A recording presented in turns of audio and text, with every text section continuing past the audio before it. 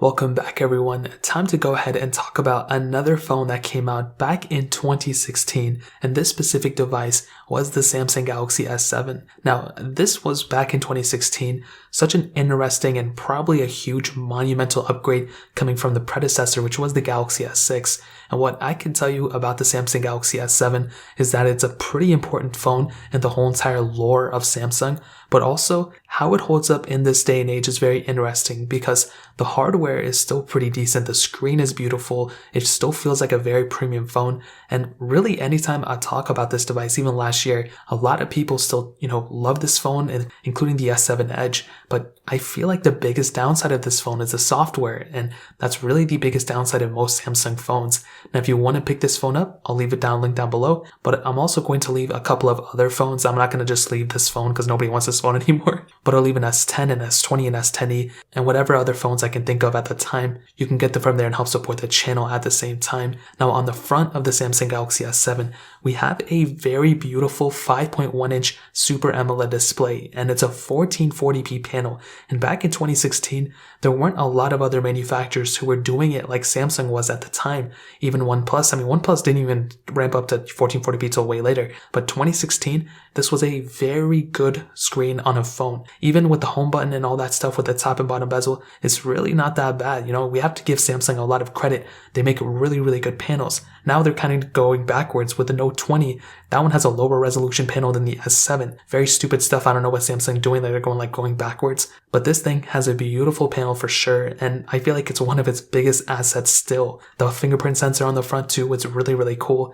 On the bottom, you do have the micro USB port. This was the last Samsung S series of device to have this. They eventually switched over to USB-C with the S8. You have a headphone jack on this phone as well. A micro SD card slot on this device, which they took out with the previous version with the S6. Then they brought it back with the S7. Beautiful stuff. I love saying that stuff. This one also had IP certification, which was also really cool. And on the back, you had a glass back on this phone, which back in 2016, there were phones obviously that have done it before, but I'm glad the S7 still kept that glass back because it's a very premium feature for sure. And this phone has wireless charging, and it has a really good it's a capable phone for sure. There's really nothing horrible about it. Obviously, it's a little bit more of a dated design, but that doesn't mean it's ugly, or that doesn't mean it's not capable of doing anything anymore. So for sure, when it comes down to the outside of this phone, it still feels and looks really, really good. It still feels like a very premium phone.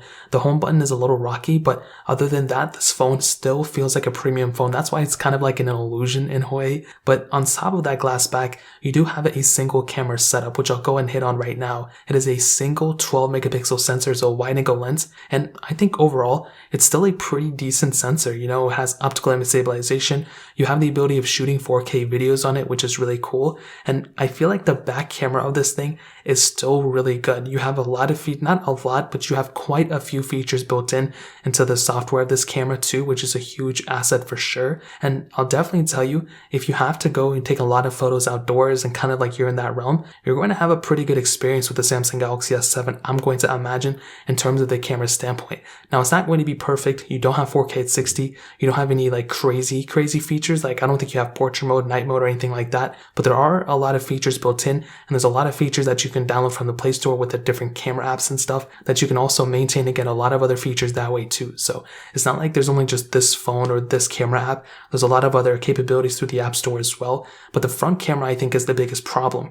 It's only a 5 megapixel sensor where you can only shoot 1440p videos on. Now, that in and of itself is kind of a bigger issue than anything else. There's no 4K on the front, and even the front camera is not even that great. Even if it was not able to shoot 4K, but it was still a good sensor, I don't really think the front camera on this thing is that good. It's very grainy, doesn't look that good. So keep that in mind. I don't want that to basically speak on the, impact that this phone had, but definitely when it comes down to the camera sensor on the front, it's really not that great, but the back camera is still pretty good though. So in terms of the camera setup, that's pretty much how I would cover it up. That's not even the worst aspect of this phone. The camera is actually not even that bad. It's the software that this phone was running and what it ended with. So first of all, it started off with Android Marshmallow. It ended up with Android Oreo. It did not get One UI, which was a pretty big Samsung redesign, which still isn't even that good. But here's the biggest problem. This thing ended off with TouchWiz or Samsung Experience, whatever it was at the time, and I never liked it. I never liked it even before One UI. One UI still isn't even that great, but TouchWiz, Samsung Experience,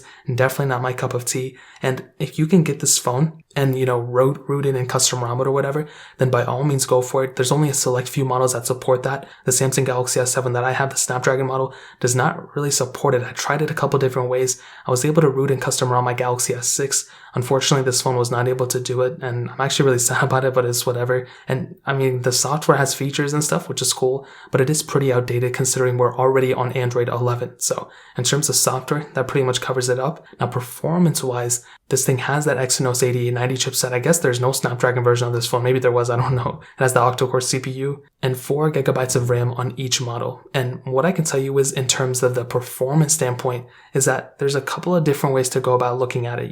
With the 2016 phone, it's really not that slow when you consider this thing was a 2016 phone at the time, and it's almost 4 or 5 years old at this point. I would definitely say it's a decent performing phone. I don't think it's smooth. I don't think it's fast, but if you are able to get the apps loaded, because Android Oreo is a little bit old, if you're able to get the apps loaded and if you're able to go through all that, then that's a really, really awesome thing. I say go for it. But there will be situations very soon where a lot of the apps are not going to be supported anymore. So that's a pretty big problem in and of itself. But another big thing about this specific phone is that it's just pretty laggy. It's pretty glitchy. It's not like a crazy smooth experience. You are definitely going to be seeing some glitched frames everywhere. Games and stuff will also be pretty okay, but I feel like this is a bigger problem with the software than the hardware. And I'll give you an example. When I did root in custom ROM my Galaxy S6, I threw on a very stock ROM on it, and it was pretty smooth and it was pretty fast. It was overheating a lot, but it was I was surprised about it. It was very smooth and it was pretty fast. The S7 is just not really like that. So if this thing had stock software,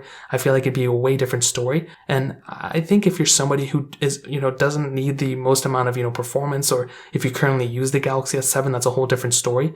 But if you're somebody who wants to go ahead and use a phone like this as their main device, I feel like you're definitely going to run into problems. It's not going to be perfect. It's not going to be a pretty picture. You're definitely going to run into problems if you try to use the Galaxy S7's performance every single day for every single task in 2021. But I also think that if you don't expect a lot from this device, and if you know what you're getting into, then I think it's actually not that bad for the price tag, for the age, and considering that it's a Samsung TouchWiz device, I think it's kind of okay, and you'll probably know what you're getting into. But I would not buy this phone if you want something that's the most stable device, even from this year. I think a phone like the Pixel 2 or even the original Pixel will end up giving you a better experience than this one, in my opinion. So in terms of performance, that really pretty much covers it up. Now, ending it off with the battery life, this thing has a 3000 milliamp hour built in inside of it, which at that time was pretty good. It had wireless charging and it was an increase from the previous model, which is great. But I will tell you, the most Galaxy S7's, batteries have degraded over time. So it's definitely not going to be at that full 3000. Mine wasn't.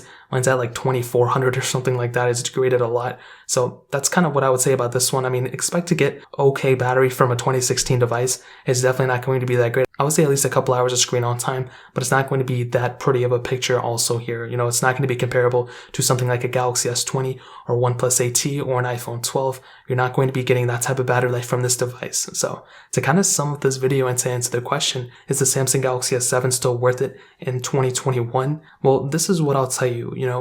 First of all, some pros. I just want to get some pros of this one out of the way. It's actually not a bad feeling phone. I feel like the way this phone feels is one of its biggest assets. It feels like still a premium phone because you do have glass on the front, obviously, and glass on the back. You have a very beautiful display on this phone. Like, it actually feels really good and looks really good. You have a fingerprint sensor, you have a headphone jack, micro SD card slot support, and IP certification. Those things right there are really awesome. You have a pretty decent back camera on this phone too, which is pretty good. You have, I guess, app support still. You don't have any software support anymore, maybe security update here and there, but no full, like OS updates anymore. And you have wireless charging, which is really cool too. But there are several cons about this phone as well. I mean, the battery life isn't that great anymore. You're on a very outdated version of software that may not be the most secure version of software. You're not getting any of the, cool features that Android 9, 10, or 11 brought. So that's another pretty big thing to keep in mind. There's no USB Type-C support on this thing. There is quite a bit of bezel around the panel, which may not be the best looking thing ever. The, front camera isn't that great from my experience. It's, pretty grainy, and it didn't really give me that good of experience from using it throughout the last couple of years. There's no 4K at 60, which is okay, for the most part. And the performance really isn't amazing. I mean, it's not even that great for a 2016 phone. Like I said before, I think a Google Pixel of that year or an iPhone of that year are way smoother than the Samsung of that year, in this case, this specific device. So that's pretty much what I would say. Like I said, I would not not recommend anyone going out of their way to pick up a Galaxy S7, but if you can find one for a super cheap price, and if you really just need a phone and you're desperate to get one, I think the Galaxy S7 is great for those people. But if you're somebody who wants to get a better phone and even stick with the same year of device, I would recommend picking up a phone like an iPhone 7 Plus or even the original Google Pixel. Both those phones came out in 2016. They're around the same price too. The 7 Plus is a little bit more expensive. The Google Pixels are a little bit cheaper. So I would probably recommend picking up those phones and this one, by being honest. So that really pretty much covers it up for the most part. If you guys have any other questions or anything, let me know in the comment section below. Hit the like button, that would mean so much, but definitely hit that subscribe button. Every single subscriber that we get really does count. So it means so much if you guys hit that. Also check out the other links down in the description as well. My Twitter, my Instagram, my other channels. More importantly than everything else, I love every single one of you guys. Hopefully I'll catch you guys in the next video. Peace out till then.